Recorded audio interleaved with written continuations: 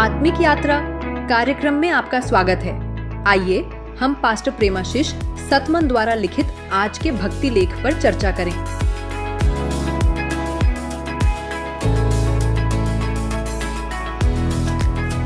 Praise the Lord. आज हम एक बहुत ही दिलचस्प लेख पर बात करने वाले हैं।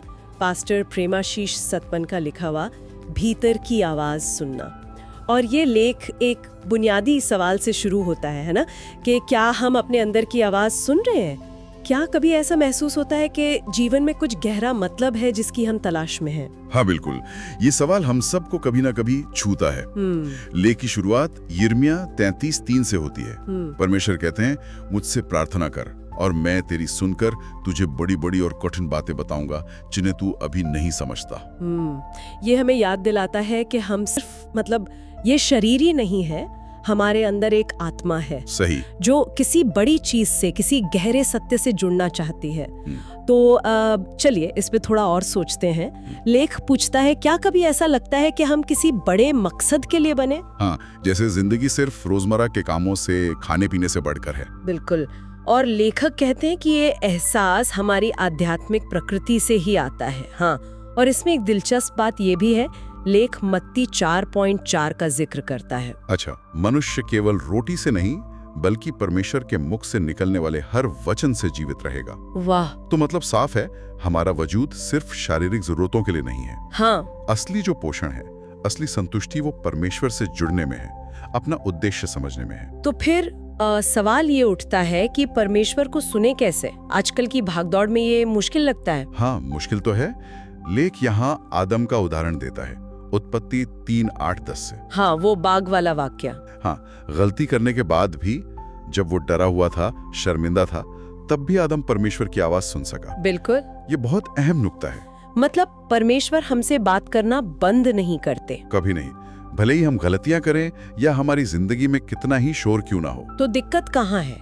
दिक्कत शायद हमारे सुनने में है। क्या हम सुनने के लिए तैयार हैं? अगर हम इसे बड़ी तस्वीर में देखें तो परमेश्वर हमसे बहुत गहरे स्तर पर बात करना चाहते हैं। वो हमें रास्ता दिखाना चाहते हैं। कैसे?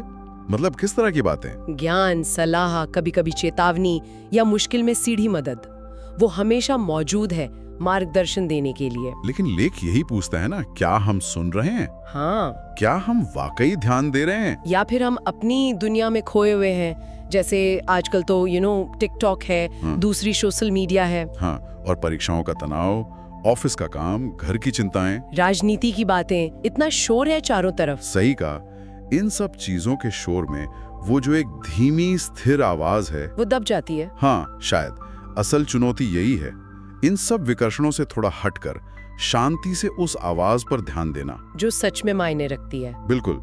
परमेश्वर तो बोल रहे हैं, हमें बस अपने दिल के कान खोलने हैं। तो मतलब सार यही है कि हमें थोड़ा रुकना होगा। हाँ, रुक कर सुनना होगा। क्षण भर के लिए विकर्षणों को दूर रखकर उस असली आवाज को सुनना होगा। हाँ, परमेश्वर बोल रहे हैं, हमें सुनना है।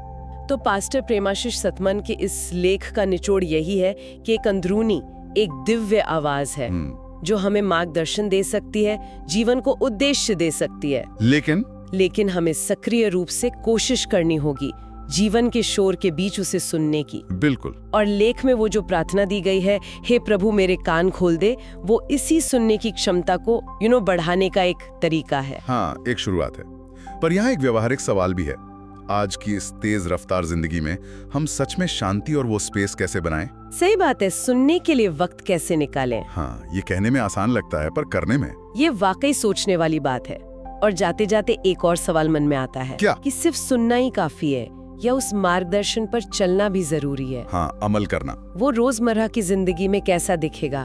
उस अंदरूनी आवाज के हिसाब से जीना। ये गहरा सवाल है। तो आज अभी अपने आसपास के शोर को थोड़ा कम करने के लिए कौन सा एक छोटा सा कदम हम उठा सकते हैं? शायद फोन को कुछ देर के लिए साइलेंट पे रखना। हाँ, या बस 5 मिनट शांति से बैठना। बिल्कुल, एक छोटी सी शुरुआत। Praise the Lord. आज आत्मिक यात्रा कार्यक्रम को सुनने के लिए धन्यवाद, जहां हम हर दिन परमेश्वर के वचन पर चर्चा करते हैं। अगर आज का कार्यक्रम आपके लिए आशीषकारी रहा हो तो इसे अपने परिवार और मित्रों के व्हाट्सएप ग्रुप में जरूर साझा करें। कल फिर मिलेंगे। धन्यवाद।